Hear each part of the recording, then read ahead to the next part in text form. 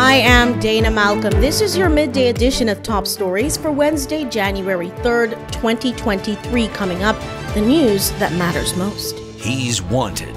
From Grace Bay to Cooperjack Bay, North Caicos to South Caicos, he's wanted in all neighborhoods and communities for taking the stress out of home buying, for having intel on every hot property. He's Ramon Andrews of White Rock Realty, the most wanted realtor around. If contacted, your reward is your perfect luxury home and investment properties. To make a move, call 649-331-3000. Visit whiterockrdm.com. All residents of the Turks and Caicos must play their part in preventing children from descending into criminal activity. That is according to Samuel Bean, elected member for Cheshire Hall and Richmond Hill. Crime is all of our problem, not just a government problem, not just a police problem, but the problem of all of us. Because believe it or not, most of these children involved in this crime and even being hurt by this crime, they are our children. So we as parents have to play a serious role, Mr. Speaker, in knowing where our children are. What are they doing? He stressed that parents had a responsibility to protect young people and thus the community. Bean was speaking in a meeting of the House of Assembly in December.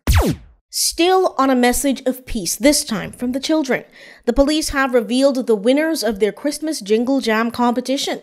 Junior songwriter Nathaniel Marcelin took first place, earning a PS5 game console. Second place was granted to poet Tyra James, who won an Xbox X gaming console. Diana Charles reached third place with a poem as well to take home her tablet.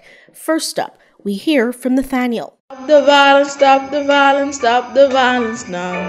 Let us live in peace and let us live in joy, joking and laughing with one another. And here's Tyra. Gun violence is quite overrated.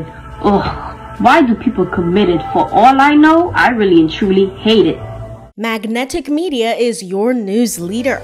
At Fortis TCI, we're committed to diversifying how we produce energy by integrating more alternative energy sources. We've conducted several comprehensive studies over the years to guide our decision-making, including a wind study to help determine the best energy mix to meet the country's current and future energy needs.